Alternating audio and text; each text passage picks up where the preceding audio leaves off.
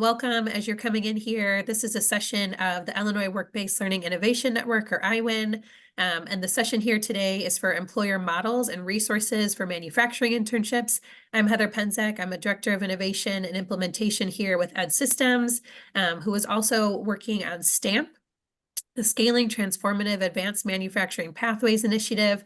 We have some partners from there on today. The IMA, the Illinois Manufacturers Association, is our key partner in that, as we're distributing grant funds to communities across the state who are really building out their manufacturing pathways. But we have a lot of wonderful community examples for you here today about manufacturing internships in the high school space, and they will be speaking to that under 18 thing, the elephant in the room, right? So really excited to have all of them here with us today. But as you're coming into the room and as our presenters here are getting prepared to share with you all, would love to know who you are, right? So please share that in the chat, but would really love, most importantly, if you forget to introduce yourself, just kind of adding in there if you have any questions, but also if you have any kind of insights, resources top of mind about manufacturing internships. So they have a lot of incredible things to share. They're really targeting the pieces that we know are key questions for communities about what it means to host a high school student in a manufacturing space. But please put those in the chat so they can really make sure to kind of key in on a certain piece, or if they're like, oh, I hadn't put that in my presentation, but I know something about that, right? They can share that during their presentation, but we will also have time for Q&A. I'll note, just always those housekeeping things, muting your computers, and also if you have your phone on there, if I mute you at all at any time throughout the presentation, it's not because I don't want you to talk, it's just to avoid that background noise. You are very much welcome to go off mute, ask your question, but please also use the chat all throughout. Just be putting comments, questions in there. I'll be monitoring the chat. Our presenters, might be looking at the chat and answering, or they might look at the chat afterwards, right? But I can always help ping for our presenters here today if I see anything that should be especially called out during the presentation. But if not, we will have that time for Q&A after each presentation. And so IWIN, for those of you who might be the first time joining one of these sessions, we're really a network. So we have communities from across Illinois who come together. We also have some folks national wide too. We have different partners. I'll never forget, there was a very small town in Texas who attended an IWIN event and was like, I love your team-based challenge stuff. I was like, what? Small town in Texas?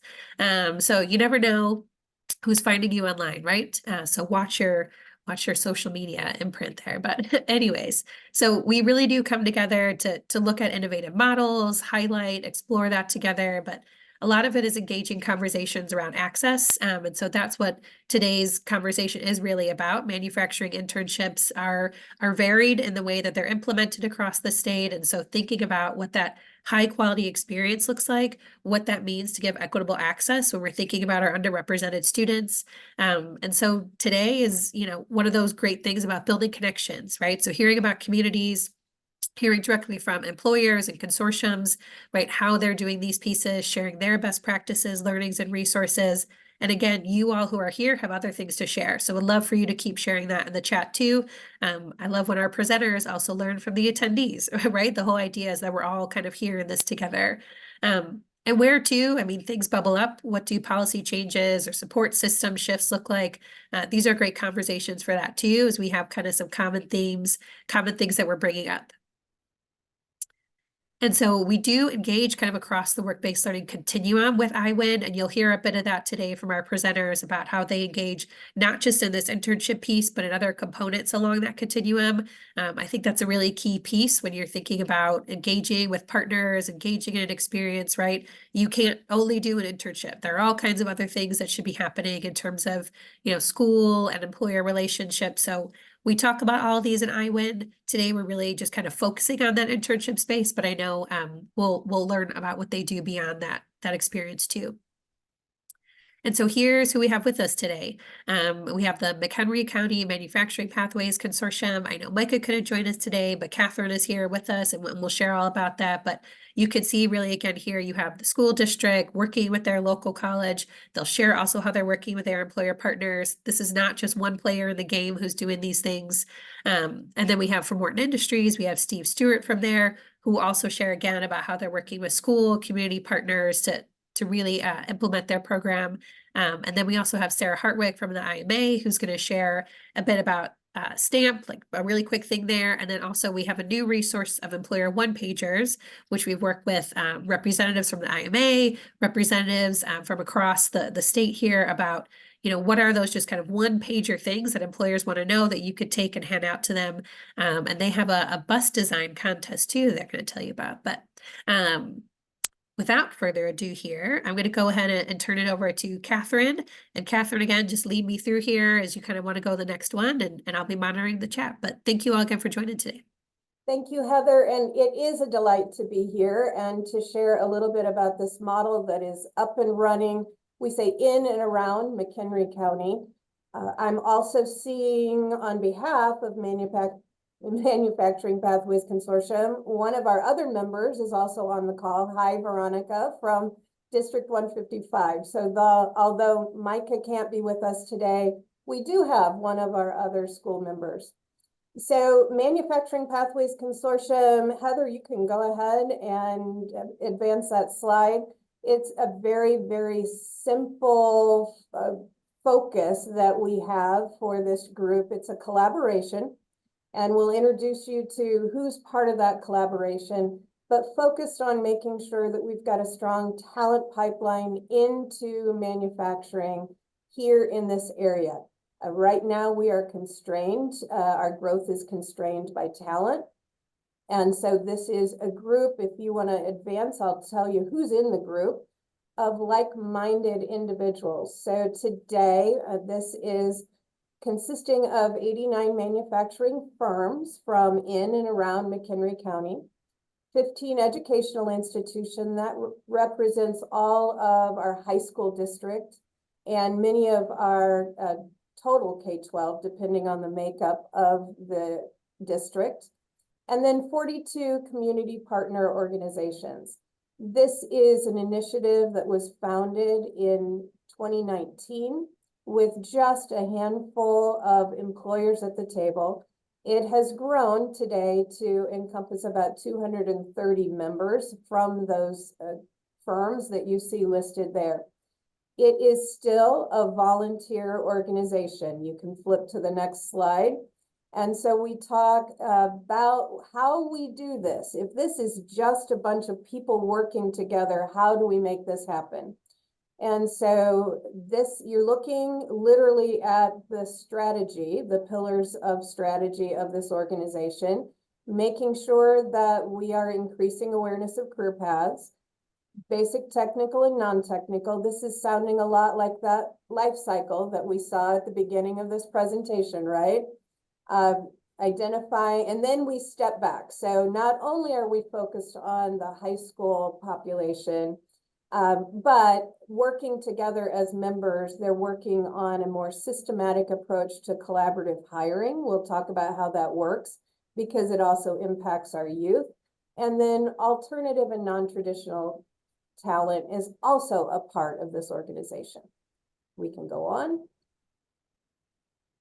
So there's no formal legal structure. McHenry County College serves as what we call the convener of this group of like-minded people. So we share this almost as if it would be a mathematical equation. If you took shared trust and added this shared stewardship, remember that today that's in terms of time and talent, not treasure.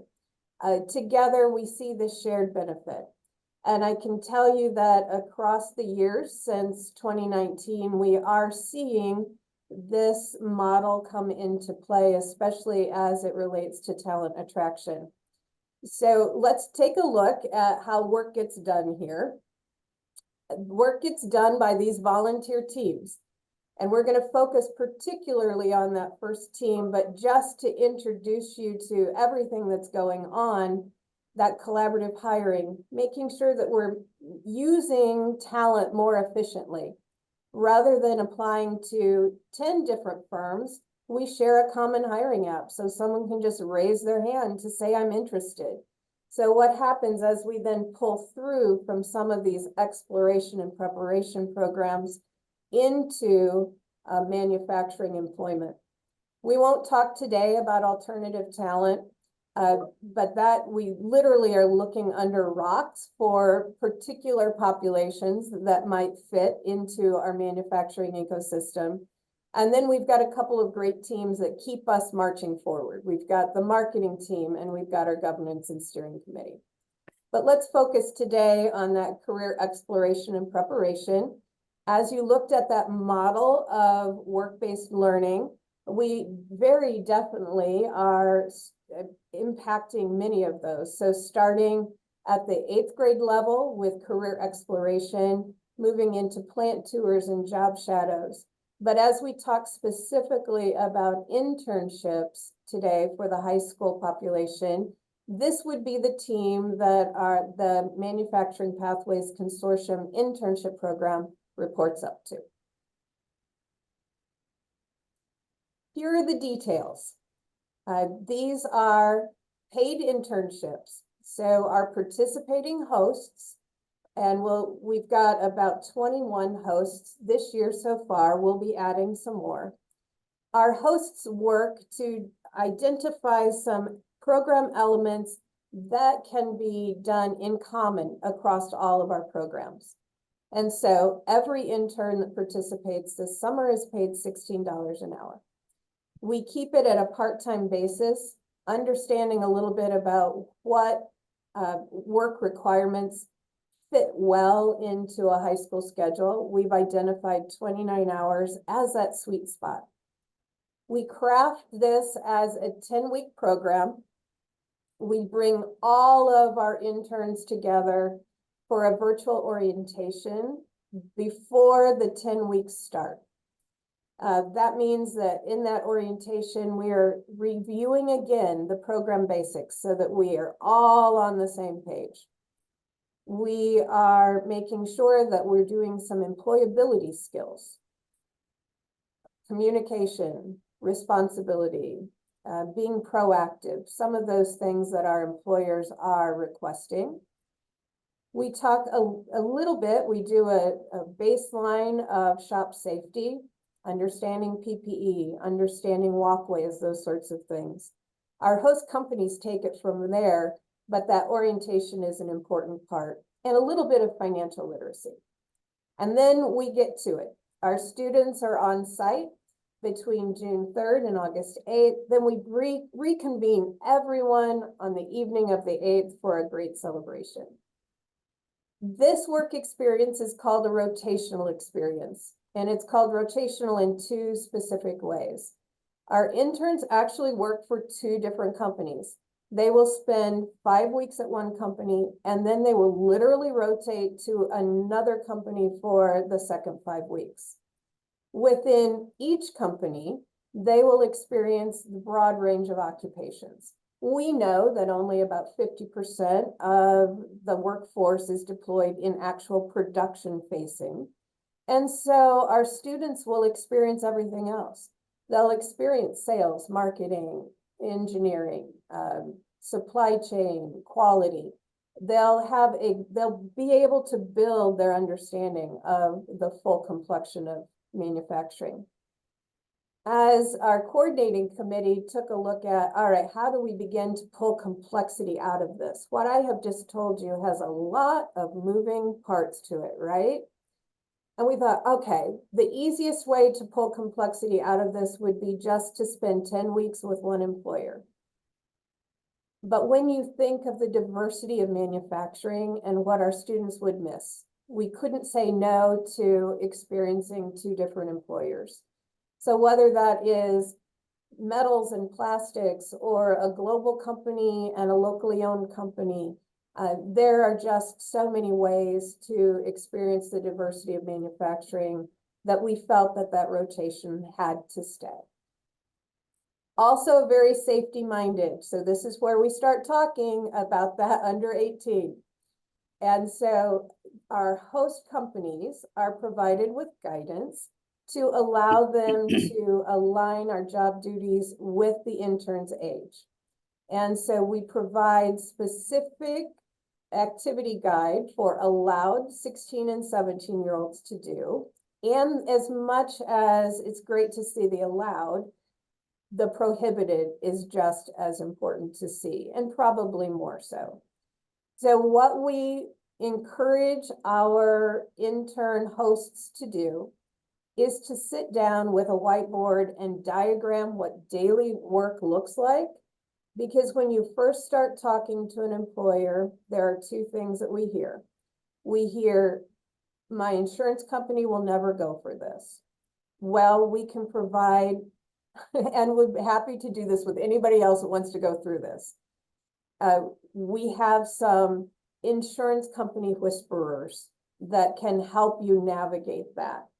We relied heavily on Scott Forge, a heavy metals producing company. They are a industrial forge who have safely had high school students in plant for years. And so they guided the rest of the consortium in this initiative, and our commitment is to continue to pass that on. So that's one thing that we start to hear. And then there's just the internal concern about what I'm going to do with and then under 18. And that's why we say, gather everybody in a room. When you actually diagram the tasks that can be done, it minimizes those prohibited. So it can be done safely. We've successfully completed 2 years of having students in plant on this program, no lost time injuries, and the program continues to grow, and we continue to make progress with the insurance piece on this. We also reinsure our parents and our interns about how important safety is by building that initial personal protection equipment into the program. So by providing a stipend to our host employers, each student is prepared with whatever specific PPE they need for that environment.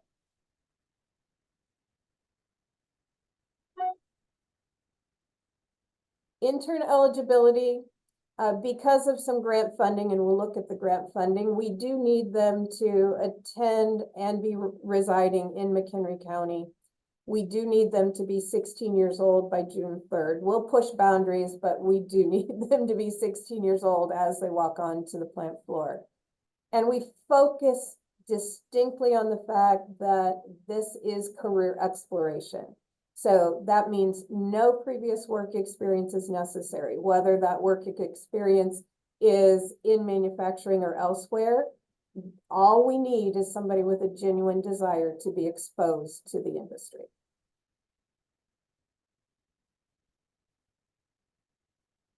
We are sharing these comments with you today, not to talk about how great they are, but just some buckets, right? So you see first the career exploration piece, and that evidence of the rotation, exploring, getting to know people.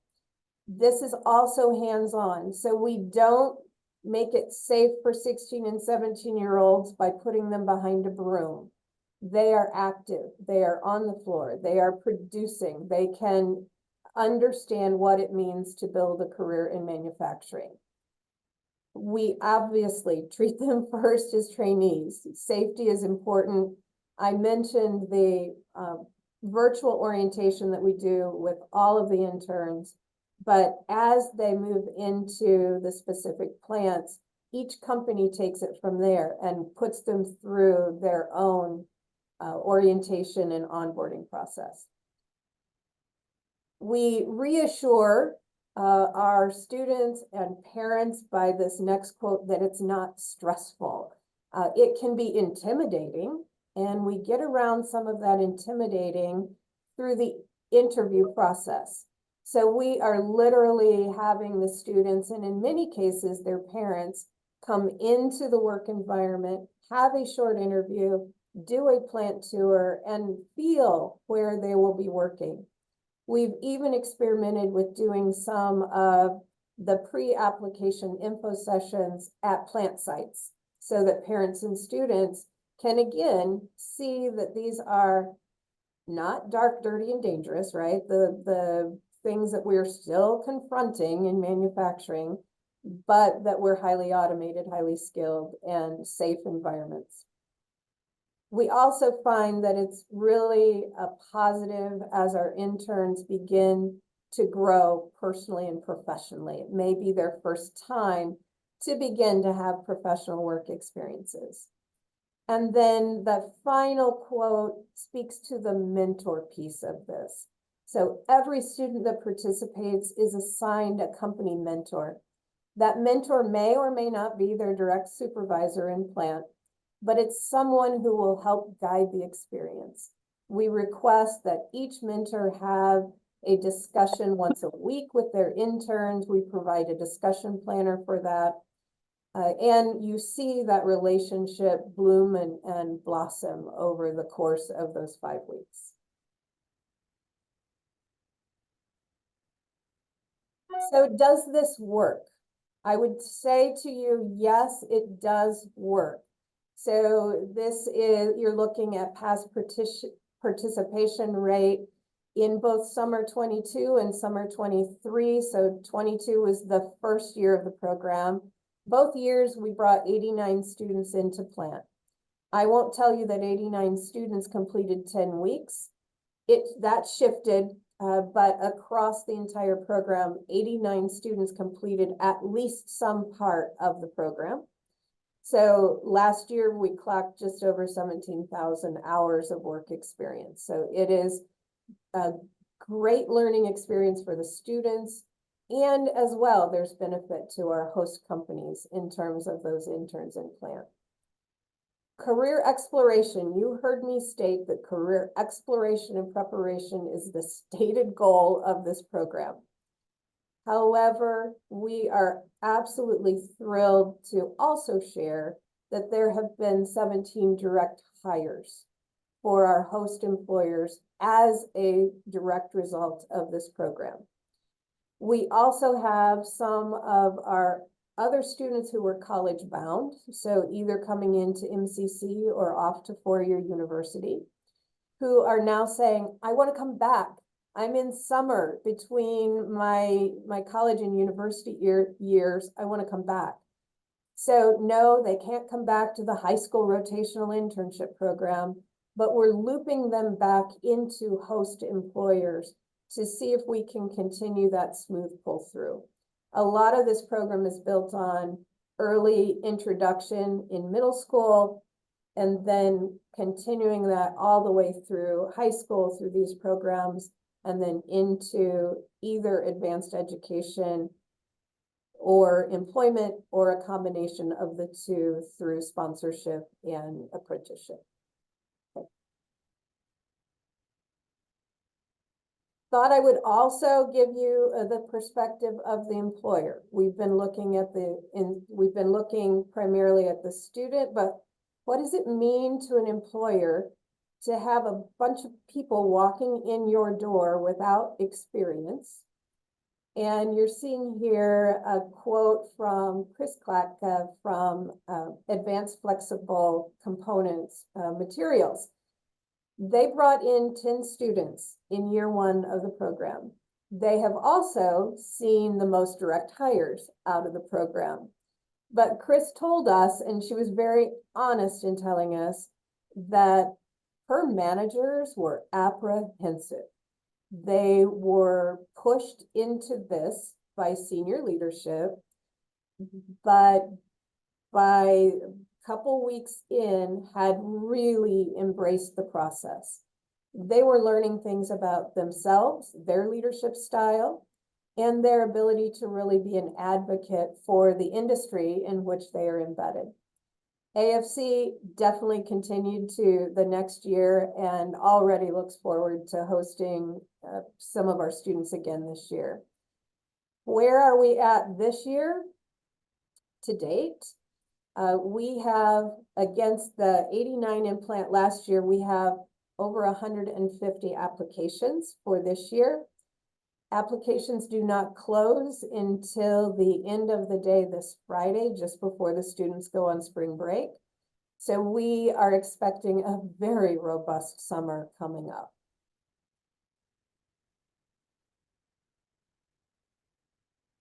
I think grant funding is important. As you're thinking about standing up these types of initiatives, a little bit of incentivizing goes a long way, at least in the launch of a program.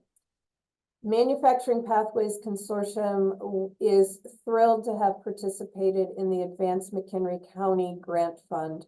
That is some COVID relief dollars. McHenry County was allocated $30 million to spend on these funds and made the commitment to spend $8 million of that in economic development and workforce initiatives. And so this project fit beautifully in there. It was written as a 3-year pilot project. The funding steps down each year. And so in year 1, the grants offset 65% of the cost, 50% of wages in year 2, and this year 35%. Also, yay to the consortium, a volunteer effort, but a mighty volunteer effort, and the specific committee that is shepherding this along. And you can't do this without employers. So employers who are willing to pick up the rope and do this on behalf of our students. You've got contact information from myself and from Micah. I saw that slides will be available to you, so you don't have to do the quick write it down or take a picture. But you'll also see there's a website that directs people to this initiative and some of our marketing information there.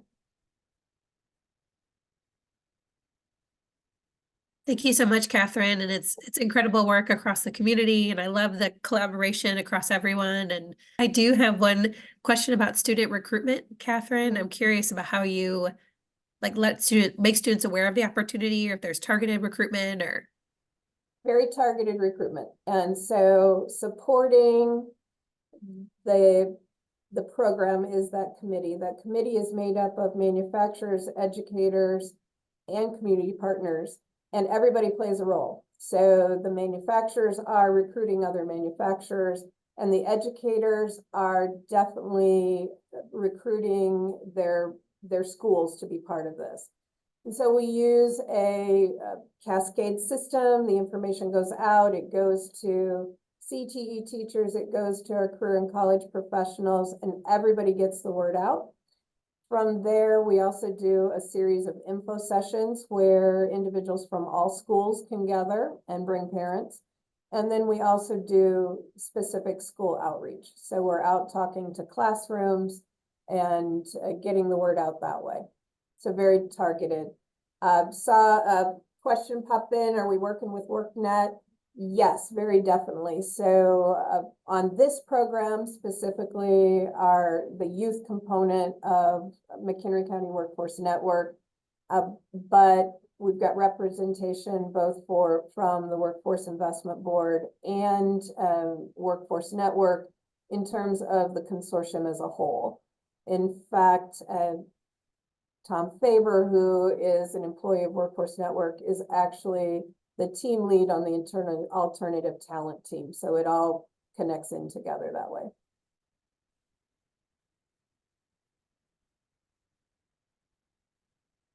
Oh, first step, begging with the insurance whisperers.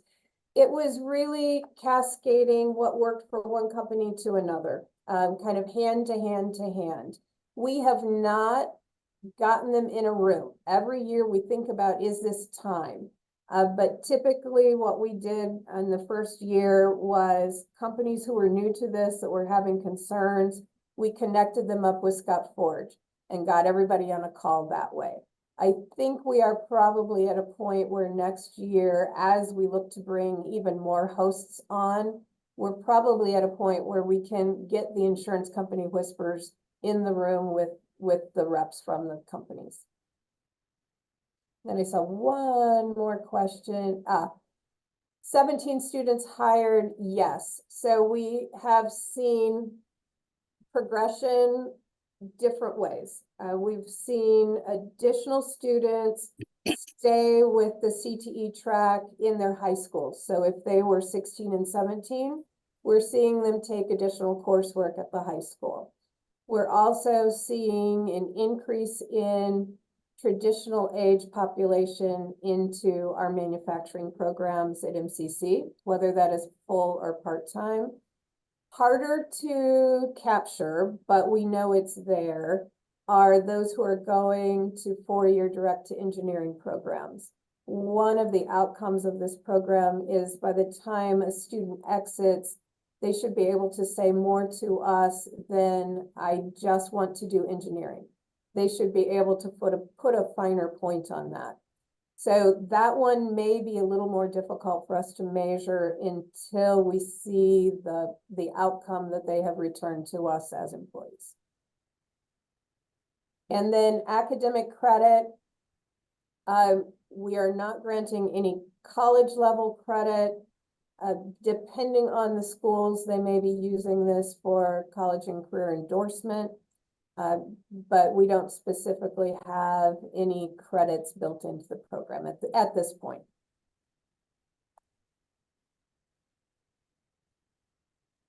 Awesome. Thank you so much again, Catherine. And yeah, to that point of the endorsement, right? They're very much more than meeting those 60 hours. If that's something you're kind of tracking towards in your community, and you would just have to have I'm sure there's a roster that gets provided, or the school's well aware of who's going to do the internship, who completes the internship, right? So that would be kind of a record tracking process on your end, right? But they are getting paid, right? They're going beyond that 60 hours. They're very much meeting that definition. So yeah, and the consortium reports all of that back to the high school. So all of it is recorded and tracked for the high school's purpose.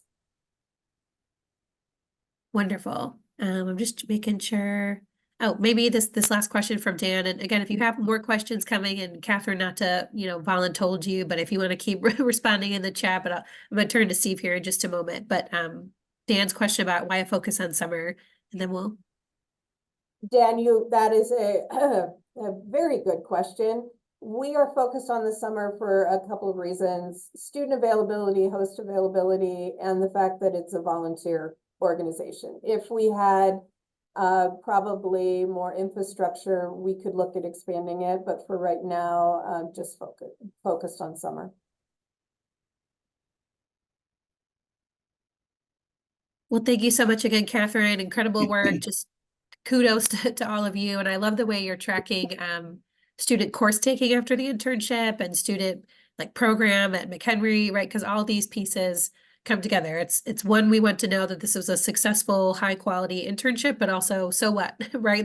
What does that mean for the student's path, for the community, and how it builds that? So just really incredible work to you all. Thank you. With that, I'll turn to another partner here with Morton Industries and let Steve share. And again, Steve, direct me through here, and sometimes I can anticipate, sometimes not. You, Heather, I appreciate the invite. So yeah, my name is Steve Stewart. I'm with Morton Industries. I enjoyed, Catherine, your presentation, very interesting, right in line with what I'm going to share here. And so it's interesting to see what different communities, how they do it. I love where you're doing it with other manufacturers. I think that's very powerful and a great way to do it as a community versus doing it as individual companies. So there are some of the items here that I'm going to talk about we do as a community, but also there's a number of things that that here at Morton Industries that we have a target for. But so what I'm going to be sharing a lot about is the work-based learning. Then I'll talk about the Skills USA. I'll talk about, we visit high school classrooms. We bring kids in for tours. And then I'll talk about what we do in our community. But, a lot of what we do is just about messaging and trying to get, what is manufacturing in today's environment? And so just changing that perception, getting students and getting educators aligned with that, so they can see that, wow, there's a lot of technology in manufacturing. So we'll go through that. So, one of our targets is for high school students, but I'm going to share with you a little bit about Morton Industries just to give you a flavor. So we have, roughly 780 employees, but I'm going to start in the far south. We have 2 plants in Fort Worth, or in Texas, one in Fort Worth, and there we fabricate and build enclosure data boxes. Some of them are large, some of them are small. Some of our customers is Universal Studios, is Buc-ee's, is like a gas station, Starbucks is another one. So it's where they build data centers in their campuses and it sends data back and forth. So it's outdoor, small data centers. So we build those for really companies all across the US. So that's what we do in Fort Worth. And in Farmers Branch, Texas, it's just straight north of Dallas, is Road Armor, and that is people that have pickup trucks or Jeeps and they want aftermarket parts. So they'll buy bumpers from us, they'll buy lighting, they'll buy all types of aftermarket parts to deck out their Jeeps or pickup trucks. So those are our two in Texas. And then we move to Tennessee. We have a smaller plant there. We do a lot of work for Komatsu in Chattanooga, Tennessee. And it's to help build excavators and their trucks, off-highway trucks. So that is Tennessee. Then we'll move back to Illinois. And here in Morton, we have two plants. At our north plant, we're a metal tube fabricator. So if you think of like the handrails on a John Deere combine, those typically are all made right here in Morton. Then if you go down the road and you see handrails or you see hydraulic excavator, all those hydraulic tubes, many of those are made right here in Morton. So we have about 650 employees here in Morton. So this is our corporate office. This is where the majority of our employees are. And next, so first I'd like to just, talk about the work-based learning. This would sort of go very much along with what Catherine explained. And so I'm going to share with you how we do it here, here at Morton Industries. So I would love if we could do this more on a community level. But right now, you know, we had the Peoria County Perfect program came to us to help launch this. So we did. So what we want to do is when we go through these as a company, we want to try to give the students the best experience that they can receive, like in real time. Like if this is something they're going to apply for a job, we want them to go through the same process. So we do require them to set up interviews, and we want them to set it up, not their parents or teachers. So they will call in and set up an interview. We will take them through an interview process. So many times we may interview more than what we're going to select. So not everybody will get selected to start to work here at Morton Industries. So then our goal is once we go through the interview process and we're looking to bring them on board, we started at the, in August. So it starts at the start of the school year. And so the first half, so from August through the December, it's all about a rotation.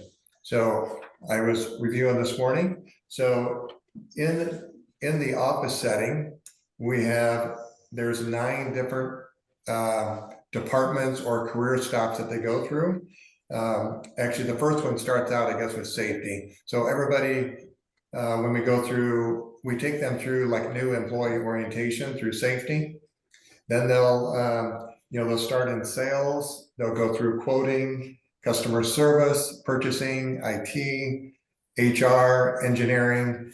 And so they learn all about the different types of a career. So we have a person in each one of those departments that meets with each one of these students, and we'll let them experience what it's like to work in purchasing or what it's like to work in sales for a day. And so we move them through, and then once they finish all of the support functions, then what we do is we go into the plant and we start with first stops. So for us here in Morton, we do a lot of metal tube fabrication. So the first stop is going to be bringing all the metal tubes in, cutting them to length. There's a lot of laser cutting that cuts holes in the tubes, etc. So they also go through scheduling. They learn how all the products at any one time here in our Morton facility, we have about 3,000 separate work orders in our plants.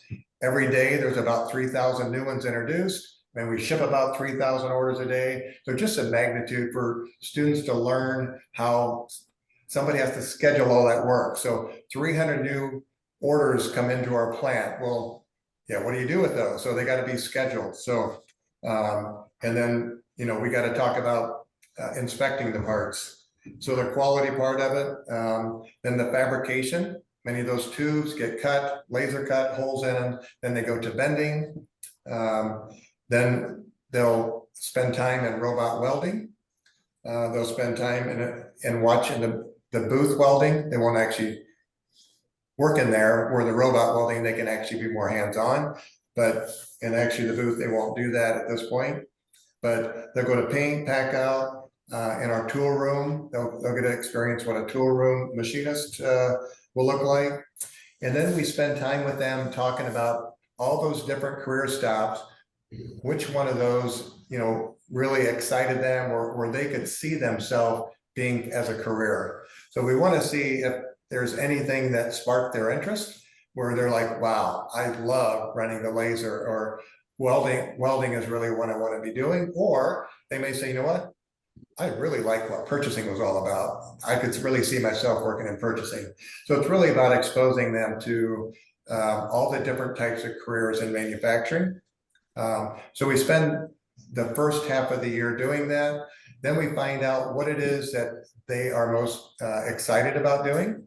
So then the second half of the year, we sit down with them. We go through the process at the end of the year in December to see, is this a good fit for them? Do they want to stay in manufacturing? And then the second half of the year, we sort of let them choose what it is that they would like to be doing, and open that up and work with that department to see about a role that they can help work in that department. So then at that point, the way we have it set up here, the first half, so a little bit different than what Catherine said, the first half is unpaid because they're doing the rotation. The second half of the year, then we pay them for the second half, and it's actually the same amount that Catherine said, at $16 an hour. And so the second half, they choose where they want to work. Then every day they come in and they are spending their time doing in that role. So that's the way we have it set up with the Perfect program here in Peoria County. And yeah, so we've been through that a couple times now, and yeah, it's good. And so we had the first one actually stay working with us for a while, and he had quite a drive from where he was coming from. Ended up taking another career somewhere else in manufacturing that was closer to home. But anyway, I think the more we can introduce kids to manufacturing, whether they're here or somewhere else, I really don't care. But it's about building the pipeline for manufacturing as a whole. So giving them that experience, I think is very valuable. Okay, so we'll go to the next slide. And so now what I'm going to do is, so this model may look a little more like what Catherine shared. So this is where we got introduced, it'll be going on almost 3 years now. The Skills USA apprenticeship program is here in Pekin, Illinois, is the Skills USA office. And many times we think about Skills USA, we think about the competitions, right? So in April coming up, it's going to be the competition, and we're very much involved with that. We have people that are judges in the weld competition. Myself, I will be doing the competition for interviewing. I will be participating in that. So we do like to be involved in the Skills USA, but the Skills USA apprenticeship program is a separate model, and it is clearly for 16 and 17-year-old high school students, and they can be 18 as well, that come into our workforce and be able to work up to 29 hours a week, exactly what Catherine said. So we put them in the Skills USA apprenticeship program. This allows, once we go into this program, then we don't have to worry about the insurance side of it. It automatically, once they're in the Skills USA apprenticeship, our insurance company has to cover them.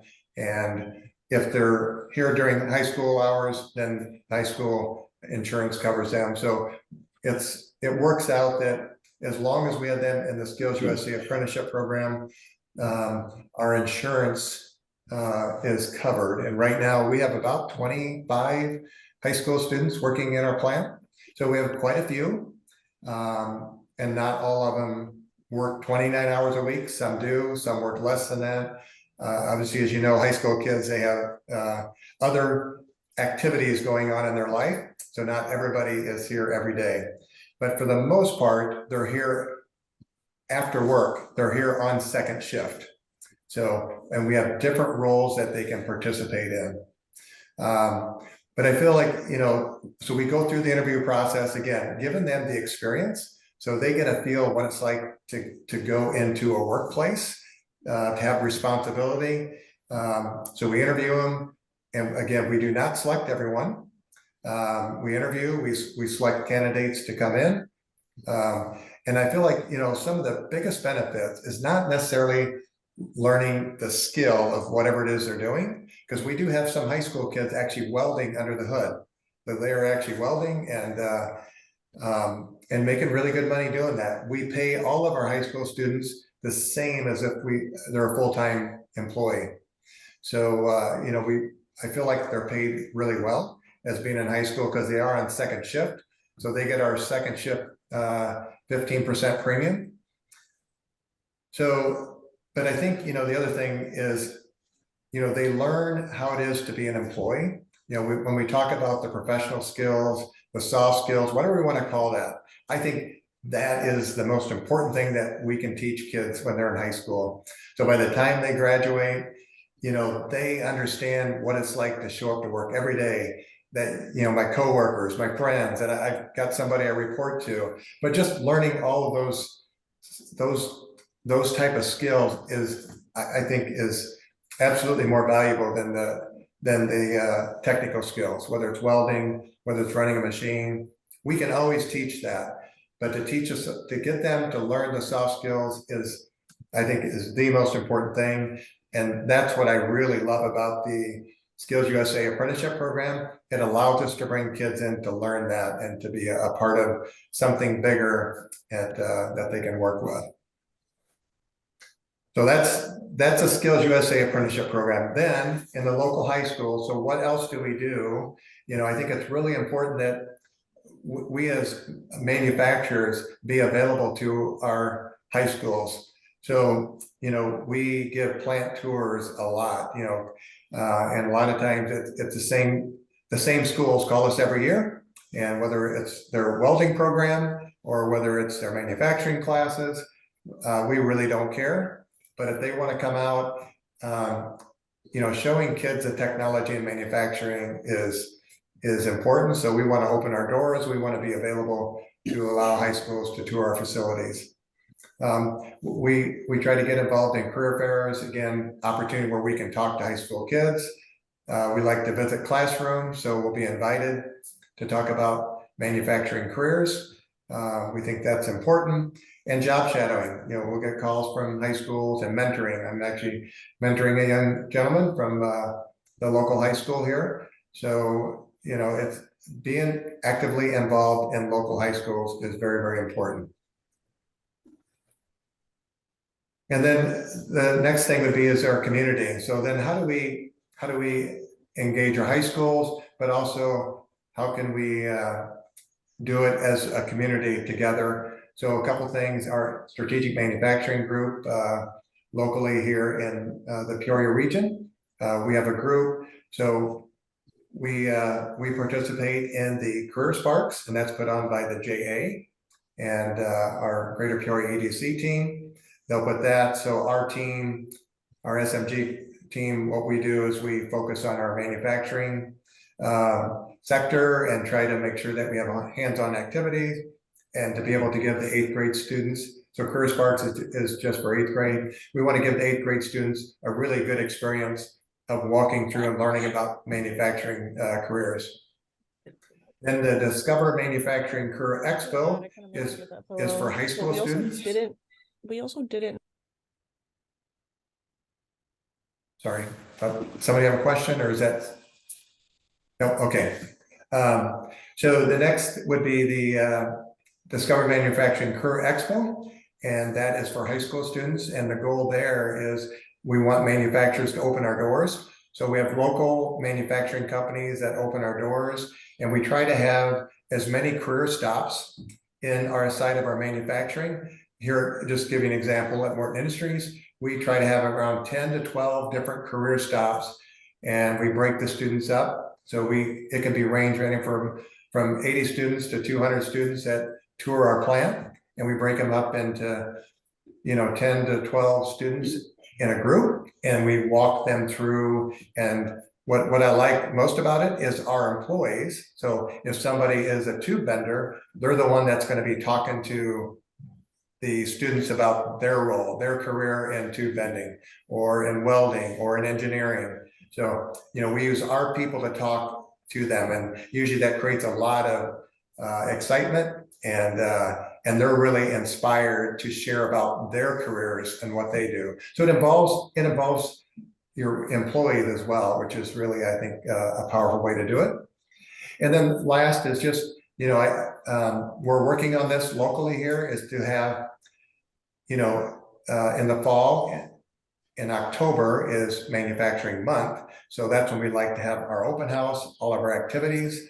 And then we're looking at potentially in the spring of having manufacturing open house, where not only the students can come through, but parents. So how do we involve the parents in manufacturing? A lot of times, I've heard stories where the parents would go through, and they're the ones that applied for the job and got the job, and not the student. So, so we don't know what we don't know, but the more we can be available, the more we can be open to allowing other people to come through, and just to learn about manufacturing is really, and just that narrative of sharing about that is what I feel we can do as a manufacturer, what we can do as a community, and how can we do that together and do it really well. And that brings me to the end. So thank you. And if you have any questions, we do have information about the Skills USA. Eric Hill is the executive director out of Pekin, and any of these will be shared with you by Heather. She can send you any of these slides. So thank you. Yes, thank you, Steve. I think there was a question that just got put in the chat, but I just wanted to commend you all at Morton. You really have a culture of, your role in this, right? And not kind of putting it on the high schools or the community, but your role and even the culture among your staff, right? And how you brought everyone together in this. So I just appreciate that a lot. And I love that students rotate and then kind of choose their own adventure, right? Which is so much putting in the hands of the student, but giving them that information before asking them to make a decision, right? We ask 16, 17, 18-year-olds to make big decisions about the rest of their lives without always the information and experience to help them do that. So just appreciate that. I do see a question from Laura about transportation for students. That's offered. So when the students come into our facility to tour, the schools provide the transportation. So they come in buses. So this is planned way ahead of time, months ahead of time. And our EFE, our Education for Employment, the EFEs work with the local high schools to set up that transportation. Sometimes they provide the funding for the high schools. I usually don't get involved in that part. Our EFE from our local counties take care of that part.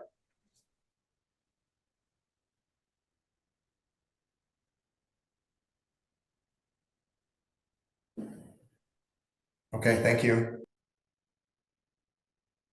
And I assume too for the internship, they take their own transportation. Yes, I'm sorry. Yeah. So for ones that come in through Skills USA, work-based learning, and anything else, they drive and come in. Yeah, that's correct.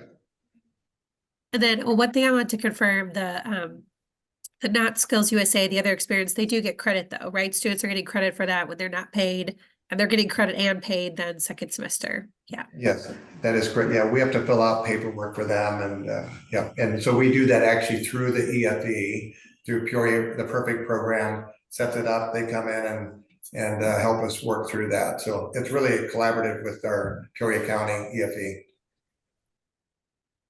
There's one question here about, do you see students choose more support roles or manufacturing roles since you offer both, like when they make that decision? Yeah, good question. So far, it's more support, or I'm sorry, manufacturing roles. The lasers are really cool. If anybody have been through plants that have lasers, I mean, they're pretty fascinating. And welding is a real popular one. And one thing I love, our local high schools are really the welding programs are really busting at the seams, which is absolutely awesome. So we're just thrilled that manufacturing, I feel, is making a comeback in our local high schools. So it's very exciting. So Awesome, thank you. And there's one more from Dan about kind of the main difference between your work-based learning and Skills USA experience. yeah, so I guess one thing I didn't mention on the Skills USA apprenticeship program, there is an incentive. So every student that we have, we get a $3,000 tax credit. So at the end of the year, so if you got 10 students, you'd have a $30,000 tax credit. We're in the work-based learning that is not available. So anytime we have anybody 16 or 17, if they're coming in through high schools, we put them in the Skills USA apprenticeship program. So yeah, we have a lot more Skills USA. We have 25. We typically only have 1 or 2 of the work-based learning. And I put a note in the chat. If you all have more questions, please add them in there. I can follow up with Catherine or Steve and get that to you. But I know there's one last question before I turn to Sarah about how many you hire out of the program, Steve. So yes, out of the Skills USA apprenticeship, quite a few. Our first 2 are still welding out here. I should know exactly how many, but I know we have, there's, there could be like maybe 6 of them so far that have graduated and stayed on. I'm sort of estimating. I don't have that exact number, but 6, 7 is great. yeah, they've been great employees. And one of the other things, somebody mentioned about, Catherine mentioned about, managers not necessarily wanting to do this. And we've been very blessed because our leadership, there's no way you could have 25 high school students and the leadership out on the floor doesn't want them there. It doesn't mean everyone's a rock star, right? But they fill a valuable role. And if there's ones that are not performing, those are things we need to work on. But for the most part, we're very happy. And I think that's what I wish other companies would try it, because I think they'd be surprised that the work ethic is really, we've been very pleased with it. So. Well, I appreciate that, Steve. And I think all of us are going to take like sound clips from you and like share it with other employers and be like, this is an employer saying the thing, right? But I really do appreciate the culture that you built at Morton and all that you do for your community, and just appreciate you being here today. And we always, in IWIN, I put too much for the hour, because there's just so many wonderful things to share. But if you can stay on, and Sarah, actually, can you stay on, or I can share about this part too? But we have Sarah Hartwick here, one of our great partners with the Illinois Manufacturers Association, who was going to talk about some of the initiatives that they have and some new resources for you all. Yes. Thank you so much. And so good to hear Catherine and Steve's presentations. And it's just really so important to share exactly what you said, Heather, that people are doing it, you can do it, and there's just a plethora of resources in Illinois to help you make it happen. So as Heather said, my name is Sarah Hartwick. I'm the VP of Education and Workforce Policy at the IMA, and I'm also the Executive Director of the IMA Education Foundation. We have partnered with Ed Systems through the STAMP grant. As Heather mentioned at the beginning, it's the Scaling Transformative Advanced Manufacturing Pathways, because we love new acronyms in education. And so it has been this incredible experience where Ed Systems team has worked to examine the manufacturing pathways in 8 regions across the state, examine how many students are enrolled, the pathways to community college. A lot of these kiddos are actually going into employment, which is incredible. and how it aligns with the skills that are needed by the employers in the region, which is the role of the IMA. You can see on this slide, we actually have the grant was targeted to students who are in underrepresented communities, and the funds were, if you are participating, were extremely flexible. And, we want you to build out your manufacturing pathway. The communities that were selected were ones that already had a pretty strong manufacturing career pathways, because the intent is to continue this grant in future years and take these best practices into communities that are working to develop manufacturing pathways. And so the goal was to recruit a significant number of underrepresented students, increase meaningful work-based learning opportunities and dual credit, scale the number of students who get that CCPE, that college and career endorsement in manufacturing, which is an incredible tool that I've worked to educate employers about, to say, if you have a student that graduates with this CCPE in manufacturing, here are the courses that they took and the skills that they have prior to graduation, so that you can determine, where they fit within your facility, support matriculation into post-secondary manufacturing programs, and track longitudinal outcomes. And you can see here that there are over 1,600 students enrolled in these manufacturing pathways in just 8 regions. So we know there's so much opportunity to scale this up and out. And we're really hoping that we get the renewal for year 3. This is a 2-year grant that started in May 1st of 2022. I had to do math quickly, but Heather, you can go to the next slide. One of the really, really fun things that came as a result, I know Heather will jump in here too, is the one-pagers that were developed. And a lot of them there was input from the IMA Education Foundation. So the Education Foundation is aimed to be a policy lead in discussions that bring business and education together. And so really, we have heard I have heard from manufacturers some of the barriers or perceived barriers that exist, and how it just seems like this cumbersome process to bring on young talent and get them interested in your workforce. And you can see from Steve, he's done it, and Catherine is helping her employers do it as well. But this use of resources is going to be an amazing tool for manufacturers and employers across all industries. But of course, I'm a little biased to manufacturing, rightfully so. But really what happened with the COVID pandemic and the workforce shortage that hit all industries, it really forced employers to go back to the table and say, where do we find our future employees? We no longer have lines of people outside of our door for these vacant positions. Now, I will say that has improved. There still remains 650,000 open manufacturing jobs across the country. And we also have a lot of underrepresentation of some key groups like women, individuals with disabilities, people of different backgrounds and cultures. And so how do you use these tools to recruit those individuals to your workplace? Because that's strength for the manufacturer. It's also a strength of your community and your economic backbone that a lot of these manufacturers and employers strive to continue to support.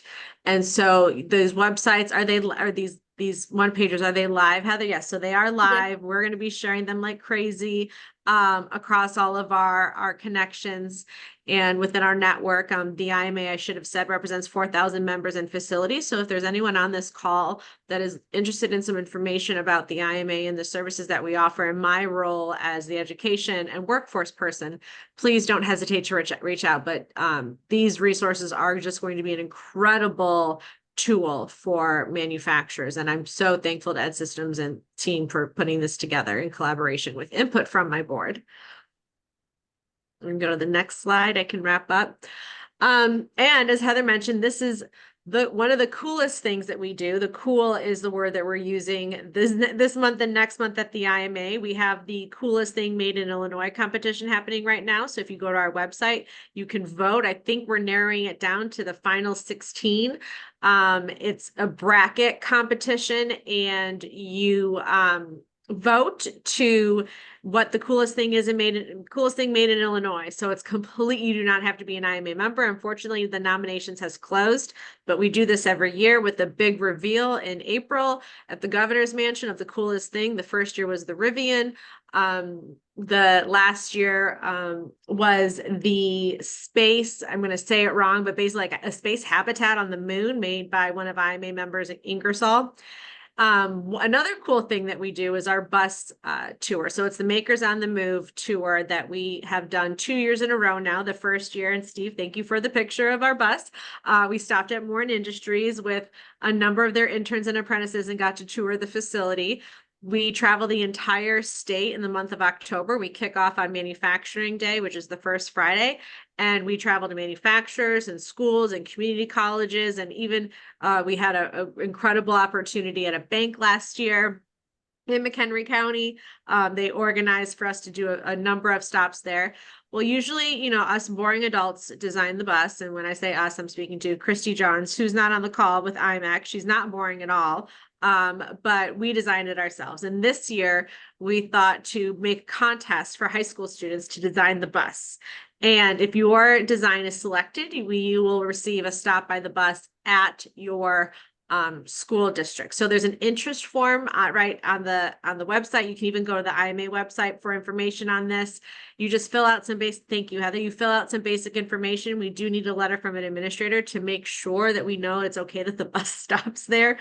We'd hate for a student to do all this work and then the administrator be like, no, that's not a good idea, which I used to represent schools. So I know there's so many pieces within, so you know, no hurt feelings ever, but make sure that you're sharing this with your high school students. It's going to be incredible to unveil a bus design that is then made by a high school student in Illinois. If you have any questions on this or anything that I mentioned, I'm always available. I did speak longer than I usually I can be pretty quick and to the point, but it must just be Monday. I just feel like taking your time more, but thank you so much for all of your time, everyone. And please don't hesitate to reach out ever if I can be of assistance. No, thank you, Sarah. There's so much to say. That's what those of you who are still hanging on, thanks for hanging on with us. And those of you who had to leave, this is the recording. No hard feelings. No, appreciate all that, Sarah, and your partnership. And those employer one-pagers are so exciting. I remember meeting with the board with Sarah, and a few of them we had kind of drafted up all this stuff, and they were like, just give us one page. Just give us one page, tell us what to do, and we'll do it. And so it's exciting to see the things that Steve and Catherine, you kind of called out as what have been key to success, are those things that we've really focused in on in our employer one-pagers. And if you have feedback on those, like everything is open to feedback and continued edits, right? Nothing is ever quite finished. The joy and the frustration of life, right? But I wanted to flag a few upcoming opportunities with iWin. There's 2 kind of webinars coming up that are hosted actually through our Illinois Success Network, but we have one tomorrow where some nonprofits will share how they're collaborating with high schools to provide work-based learning. JFF Jobs for the Future is coming on April 29th to talk about the AI ready workforce. And those of you who have been in some of our iWin sessions, we've started to kind of grapple with AI. And so we'll do a bit of that again on April 16th. And that's really just going to be a space where we go in breakouts, maybe focus on 3 or 4 different AI tools and just kind of try them out. I know one thing people have found really helpful about these sessions is literally just getting over the hump of being kind of nervous or anxious about engaging with AI. But then people on these sessions realizing they already engage with AI quite more than they even realized they did. So we'll have just one of those open workshop pieces there. But I also wanted to flag JFF and PAYA. They're putting out a lot about, navigating youth labor laws and youth apprenticeships specifically, right? But a lot of those things could even apply to an internship model. So would encourage you all to be signing up for that. I always have like disclaimers on things. Like I am not a lawyer. This does not represent legal advice, right? But you can definitely hear from both Catherine and Steve the different ways that people are working through this. And I know there was a question in the chat, like, oh, does the school then cover insurance for a paid? And it's like, well, not always, right?